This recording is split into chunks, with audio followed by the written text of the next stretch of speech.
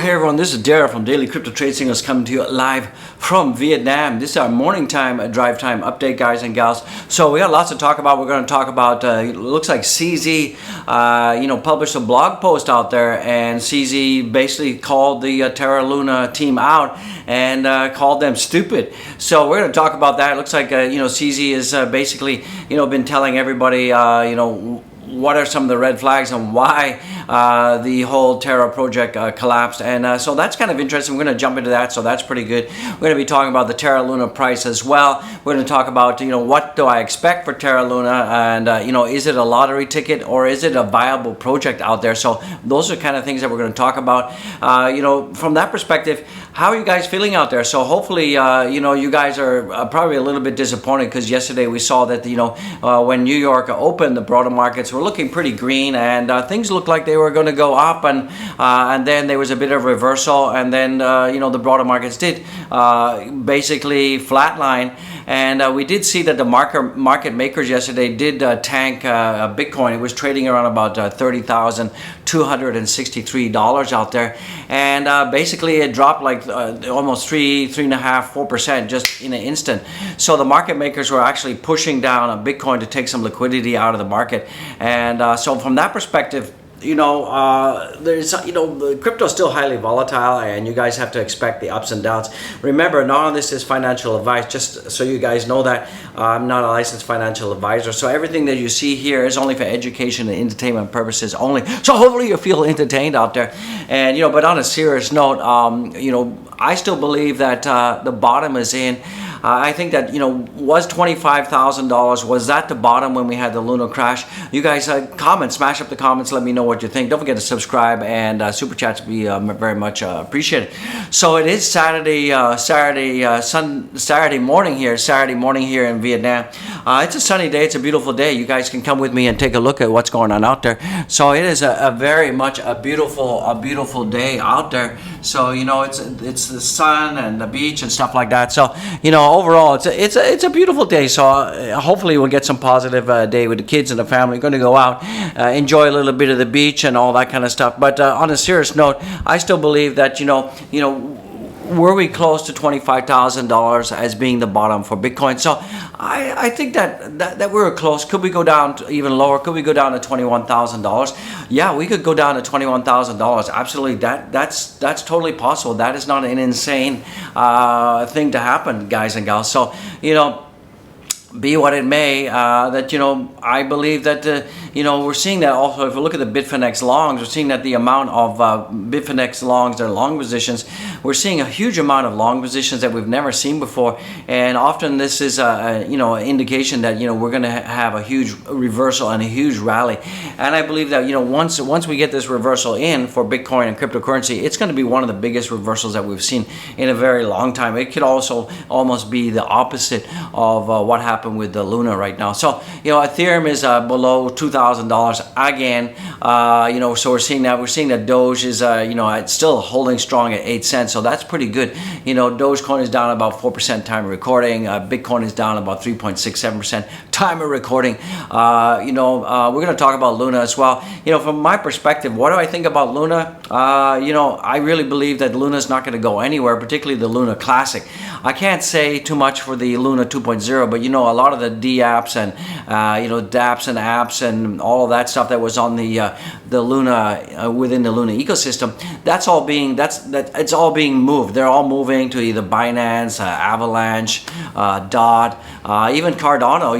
Even Charles is trying to get some of the ecosystem from Terra to move over to their chain. So you're just going to see a big exodus. So in terms of Luna, it's got almost no utility out there. And right now the Luna Classic, I'm going to call it Luna Classic, which is the old Luna. We've got almost like 6 trillion tokens out there, and when there was a depegging, basically Luna was just minting and printing more and more tokens to kind of offset the peg. And the thing is, if you print more tokens, that doesn't add value. That definitely doesn't add value. So we're going to jump into the CZ calling the Luna project team stupid out there, and he has some really valid points. So I think you guys should be watching this, and there's some really good takeaways out there. Like the total market cap of Luna right now is like 869 million. It dropped from like billions in a matter of seconds. So we're going to jump into that. We're going to take a look at some other stuff that's going on, some other news. We also got the Doge mission to the moon that we're going to talk about as well. So guys, let's jump into content without any further delay. Let's get it, guys. Let's absolutely get it. Let's jump into content. So you can see that, basically CZ had this article that came out, and CZ, Binance CEO, calls Terra's team's decision stupid in a new post.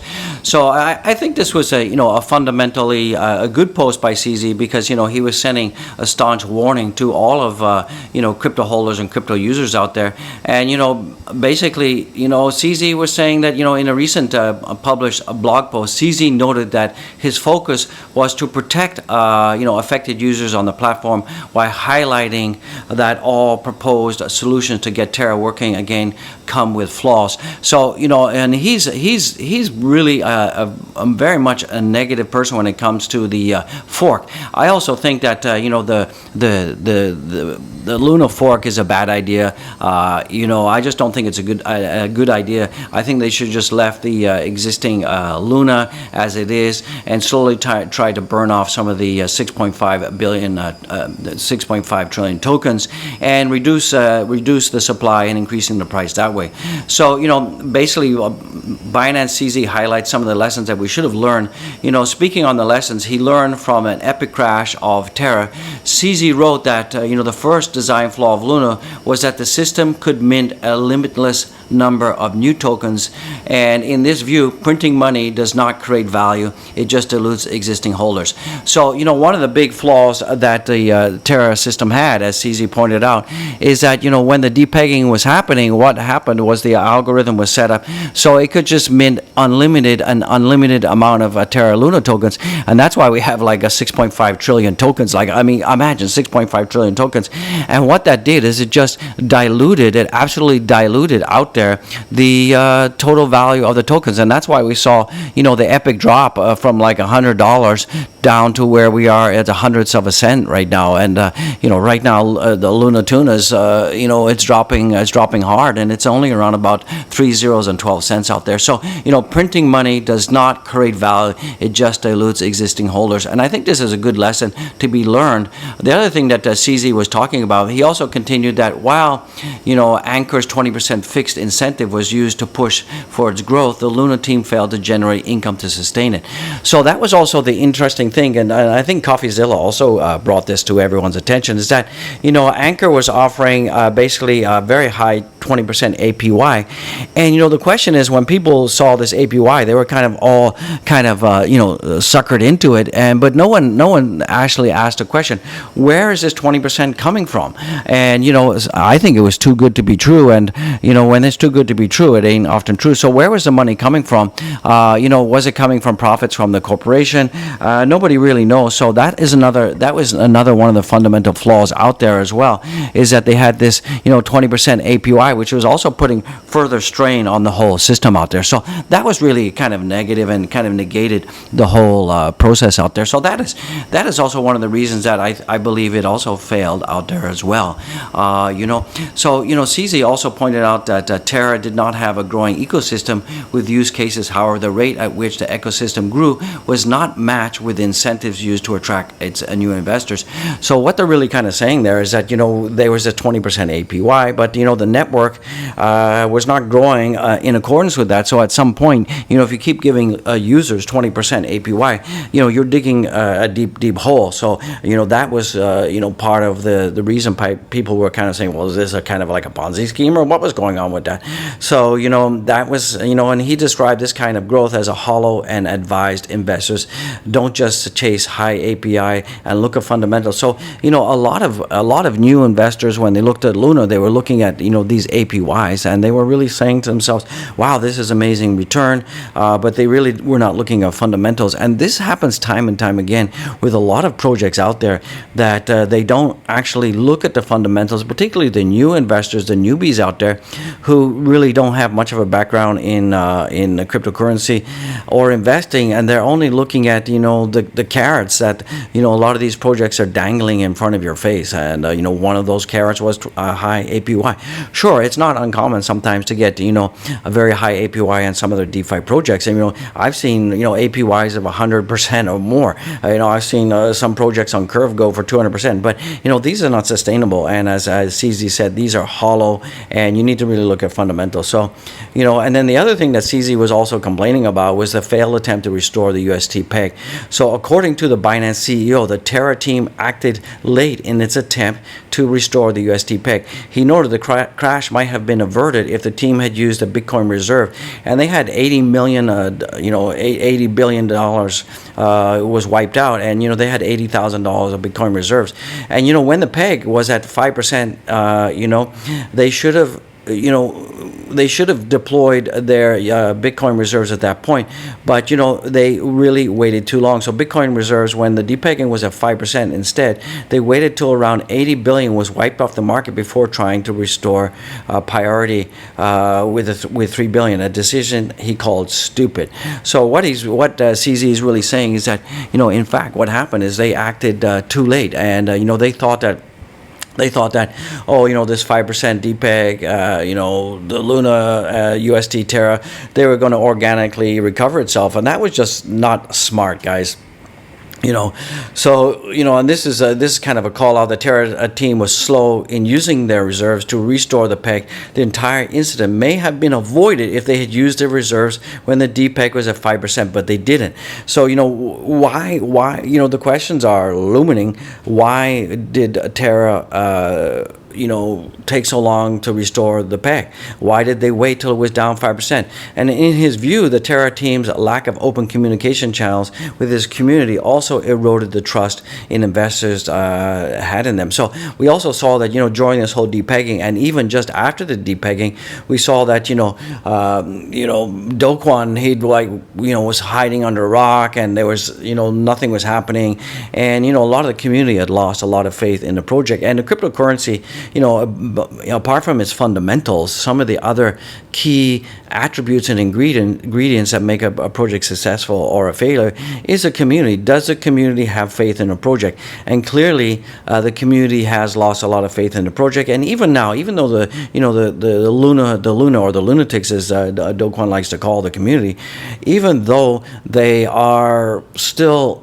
there's a lot of faith have been lost, and a lot of goodwill has been lost, and that's never going to come back. So these are all some of the reasons that I think that the Luna Classic project is doomed. The Luna 2.0, we don't know what's going to happen with that. CZ's also said that he has mixed feelings about the revival plans provided by the Terra team, and I also have mixed feelings. I don't think that the fork is a good idea. And conclusively, Terra's crash sent shockwaves through the crypto industry, which has been seen in an early DPEG of USD, alongside the fact that the value of Bitcoin crashed as much. So one of the reasons we saw Bitcoin crash was because of the depegging, guys. So that is but despite all of that, he still believes that regardless of all of this, the crypto industry still remains resilient, and but the big fallout from all of this is that we're going to see much more regulation happening, absolutely much more regulation. The regulation was absolutely coming. I mean, there's no doubt about that, everybody. Don't forget to smash the like, subscribe, and don't forget to get super chats. But, the regulation was absolutely coming, but, the time frames now have been extremely accelerated out there. So, from that perspective, it is what it is, and I just want to give everyone a heads up. A lot of people talking about Luna Classic to $100 and this and that. They're gonna have to burn a lot of tokens for that to happen. Remember, Luna is a complete lottery ticket right now. So guys, just be aware of that. Just be absolutely aware of that. What you're getting yourselves in. Don't invest more than you're willing to lose when it comes to Luna. And from that perspective, it's also important that diversification is key. And if you don't have diversification, put all your eggs in one basket. That is a recipe for disaster out there. So let's take a look at Luna price right now. So if we take a look at the Luna price right now, we're seeing that Luna is down 23% today. It's 3011, and it's not doing too good right now. We're seeing that the total market cap of Luna is going down, and it was this morning when I woke up, it was like 869 million. It's now only 739 million, and the circulating supply is like 6.5 trillion, guys. So and the max supply, as you can see here, is infinity and beyond. So this is scary, guys. It's absolutely scary, and we can see that, from that perspective, Luna over the last 24 hours has just been going down. Let's take a look at the 7-day period. We're also seeing that also the same thing is just kind of going down as well. So you guys have to be careful out there with Luna. Never invest more than you're willing to lose. That's just some friendly advice. A lot of people are going to be hating on the OG because I'm saying that it's not a great project out there. It's basically a lottery ticket, absolute lottery ticket. And there's a lot of YouTubers will be saying that it's going to go to $100 and you're going to become a billionaire and all this kind of stuff. Guys, just be careful with that. Like I said, don't invest more than you're willing to lose. It's just a lottery ticket. And with lottery tickets, 99.99%, you don't win, you throw it away. So just be aware of that. Just absolutely be aware of that in the house, guys. As I said in the opening, I did say that the pre-markets they were looking pretty good. They were pretty much green, and then over the course of the day, the pre-markets tanked, and then they came back again.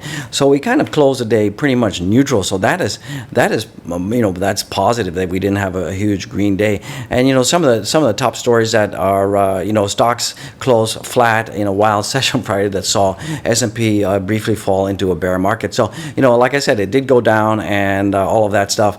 And but it did end up being flat, so that's pretty positive from that perspective. Like I said, I still believe that Bitcoin bottom is in. Was $25,000 a bottom? I think it is. I may be wrong. I mean, sure, there's a possibility we go down to $21,000. We could go down to $14,000. Nobody can really tell 100% for sure what the bottom is and where the bottom is. But I believe that once we get the reversal, no matter where the bottom is, it's going to be a big, huge rally like we've never seen before, guys and gals. So right now, for the price of Dogecoin, we're seeing Dogecoin is also down 3.5% today, and that's trading at 8 cents. But 8 cents has been a really good support zone for Doge. So I'm okay with that because even though Bitcoin has been sliding, Bitcoin is down almost 4% right now. Doge has been holding itself pretty strong, and we have really good support at 8 cents. Our net support level is at 5 cents. So I'm not too worried about the Doge out there. I think things are it is just following in line with what the rest of the market is doing, and I think we've got some huge catalysts that are coming pretty soon for Doge. And one of those huge catalysts is the launch of SpaceX Falcon 9 with Doge 1 mission to the moon. And that's scheduled for, according to this, it's scheduled for the 28th of June. So that's going to be pretty positive when that happens. And also, too, as Vitalik has been saying, we've got the Ethereum merge that's going to happen. That's going to happen in August. There's been rumors that the Ethereum bridge is going to happen. So that's pretty cool beans. That's absolutely pretty cool beans. So let's take a look at the total coin market in the house, guys. So let's get it, guys. So if you look at the total market cap right now, the market cap is about the market cap is about 1.3 trillion, and the volumes are kind of about 83 in the house, guys. So that's from that perspective. We're seeing that it has gone down a little bit, and that was pretty discouraging because we did see that Bitcoin was looking pretty good. It was around about 30,300 yesterday, and then we had the market makers that took Bitcoin down, and then there's this whole blue vector that went all the way down. We lost about $1,000. Literally $1,000 was wiped out in a matter of seconds just at the opening of New York. So we're seeing that Bitcoin is down about 4.2% right now. We're seeing Ethereum is also down. It's below our $2,000 level, and we have some good support about $1,700. We're seeing that BNB is also down right now about 2.9%. We're seeing that ADA is also down 4.5%. Solana is down. Doge is down 3.5%. The Dottie Watt is down 5.3%. So we're seeing overall a pretty much a red day out there. So a bit of a carnage bloodbath out there, guys and gals. So from that perspective, it is what it is. We've still got Sunday to go, and so hopefully we'll get a bit of recovery. But I still believe that the bottom is in, guys. Absolutely, I believe the bottom is in. So guys and gals, this brings this video to an end, guys and gals. So don't worry too much about crypto out there. I think that, overall, I believe that we're getting pretty close to the bottom. It was $25,000, the bottom for Bitcoin. And even if we go lower to 21,000 or even 14,000 down there, I still believe that there's going to be a big bounce, a big reversal, a big recovery like never before, guys. So I just want to say God bless the community. Don't forget to go down there. Check out the links, guys. Get the links. Buy the channel a coffee. Become a Patreon member. Don't forget to check out the merch, guys. Don't forget to subscribe. Smash the likes like never before, guys. Smash the likes like never before. I would appreciate it. And guys and gals, just want to say I love you. You guys have a great weekend. Be blessed. Be absolutely blessed. Peace out.